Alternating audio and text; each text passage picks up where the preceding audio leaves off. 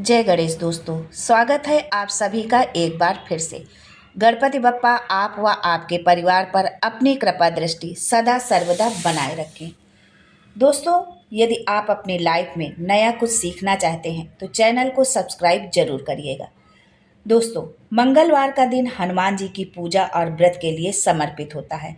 मान्यता है कि मंगलवार के दिन मंगलकारी हनुमान जी की पूजा करने से जीवन के समस्त कष्टों से मुक्ति मिलती है और सभी मनोकामनाएं पूरी होती हैं। लेकिन हमारे समाज में कुछ भ्रांतियां हैं कि हनुमान जी की पूजा अविवाहित कन्याएं या स्त्रियां नहीं कर सकती हैं। पर क्यों क्यों नहीं कर सकती हैं और क्यों कर सकती हैं, आज के वीडियो में हम इसके बारे में जानेंगे।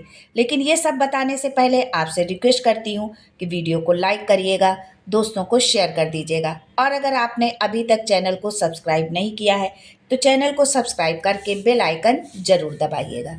स्त्री और पुरुष एक ही परमपिता परमात्मा की संतानें हैं, उनकी ही रचनाएं हैं, तो फिर उनकी ही पूजा आराधना में ये भेद कैसा।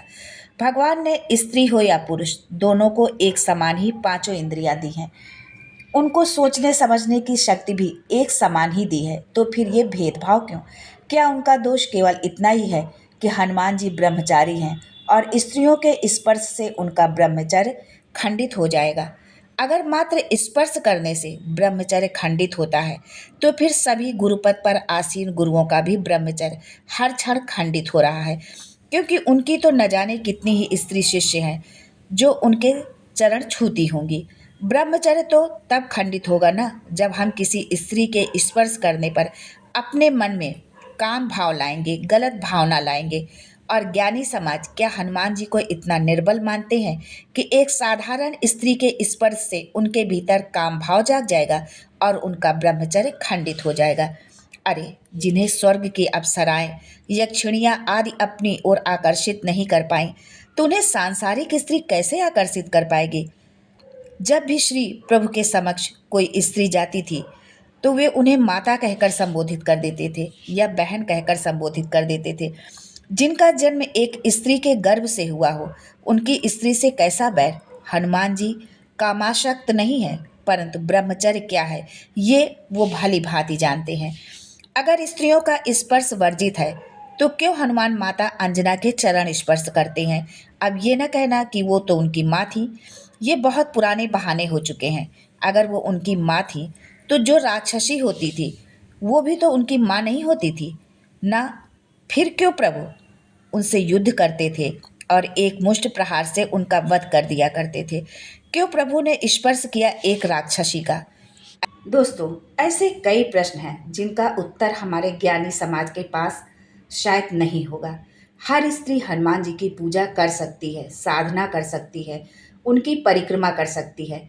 आपके स्पर्श से उन्हें कोई अंतर नहीं पड़ने वाला है। हाँ, आपका मन दूषित हो तो बात अलग है, अन्यथा किसी स्त्री का इतना सामर्थ्य नहीं है कि स्पर्श मात्र से प्रभु के मन को विचलित कर दे।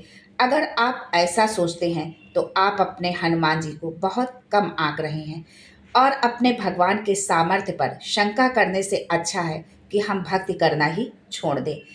हर स्त्री प्रभु की भक्ति तथा साधना कर सकती है।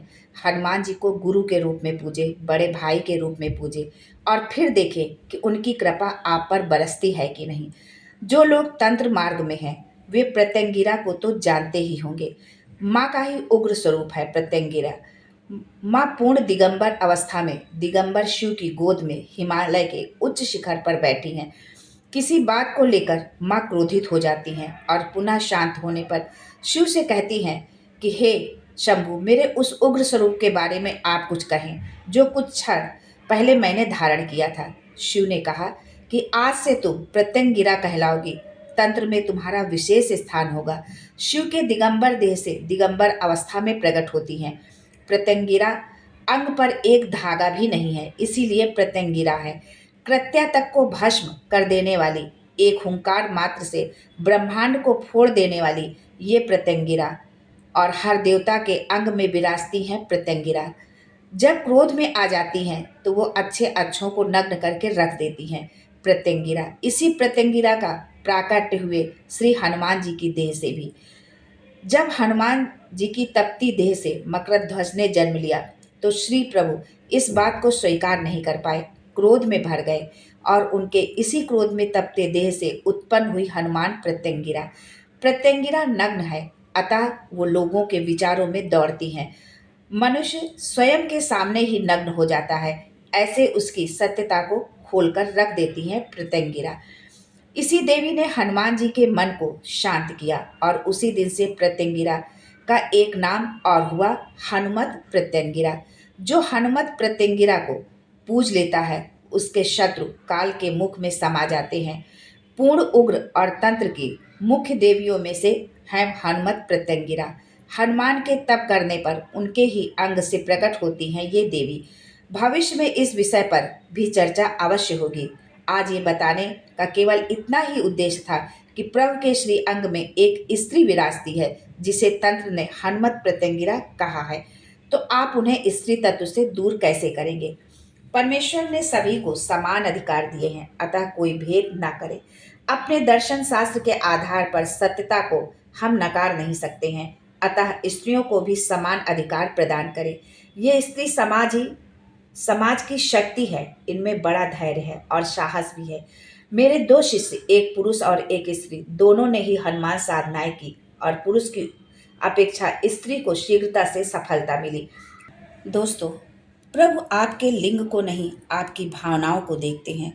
पुरुष के भटकने के अवसर अधिक होते हैं, परंतु स्त्री मन से दृढ़ होती है अपने संकल्प के प्रति। इस कारण वो भटकती नहीं है और प्रभु की कृपा की पात्र बनती है।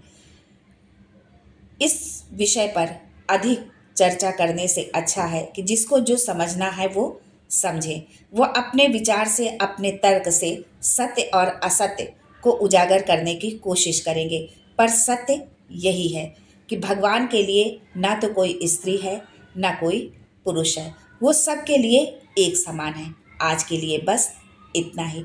दोस्तों, मिलते हैं अगले वीडियो में एक नई जानकारी के साथ। तब तक के लिए जय Sankat Mochan and thanks for watching my video.